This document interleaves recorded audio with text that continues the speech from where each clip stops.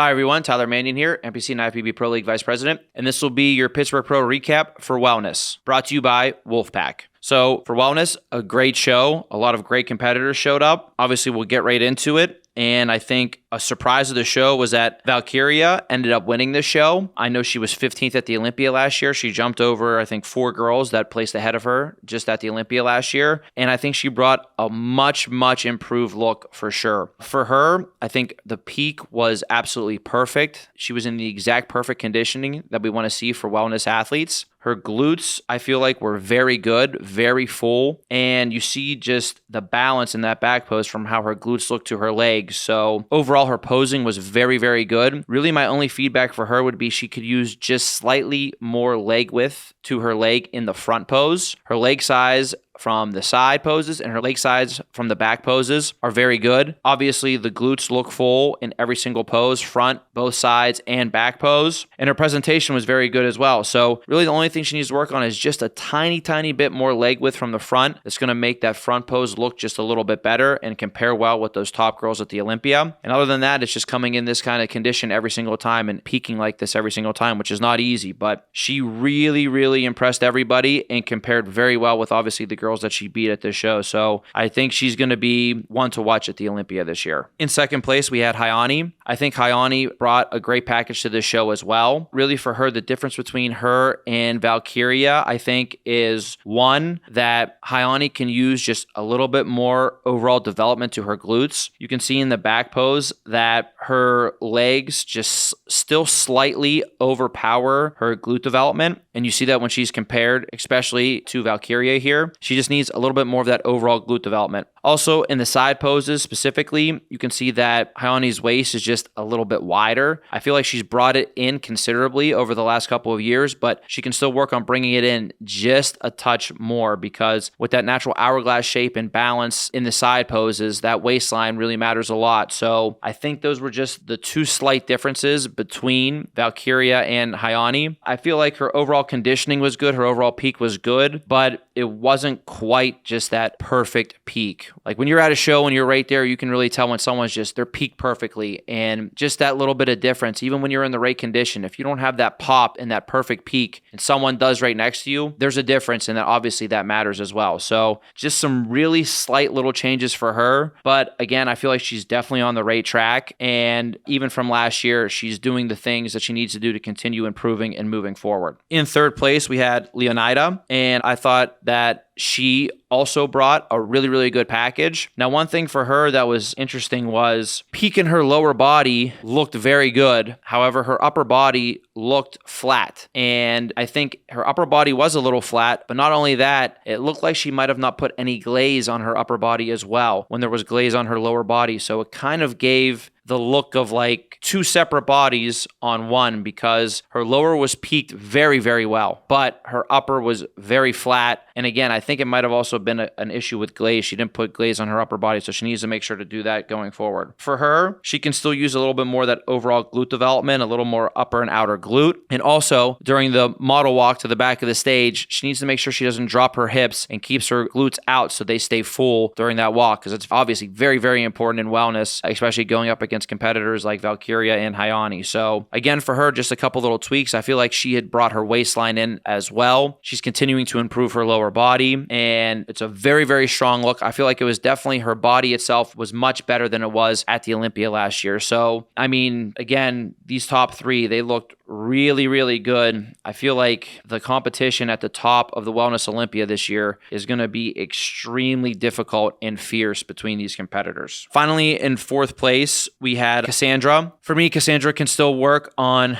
bringing in that waistline in just a little bit more. For her, she has deep separation and deep cuts in her lower body. So even though her conditioning was probably pretty similar to the other girls, those lines are still just a little bit too deep. So she needs to fill out just a little bit more with her conditioning. And I think if she does that, it's going to give her a little bit more fullness to her overall lower body, legs and glutes. And I think that's going to really enhance that look for her as well. So that fullness goes for not just the conditioning, but I think it will fill out her muscles in the lower body as well and just give her an overall better look there. So continuing to do what what she's done to improve the upper body and the waistline and to fill out that lower body just a little bit more will, I think, do wonders for her physique. So again, overall, an amazing competition. And I felt like the standard of wellness was clearly represented with the top girls and what we want to see. Hi, everyone. Tyler Manion here, NPC and IFBB Pro League Vice President. And this will be your Pittsburgh Pro recap for Bikini. Obviously, Bikini was an extremely deep show, deep division, and a lot of these girls I feel like brought either their best or close to best packages that we've seen to date. And I think the top four were really a great representation of what we want to see in bikini physiques. So in first place, we had Amy. Now, in my opinion, this was by far Amy's all-time best physique. I also thought she had improved her posing a lot from the Arnold, specifically the front pose. Her front pose, she showed off great overall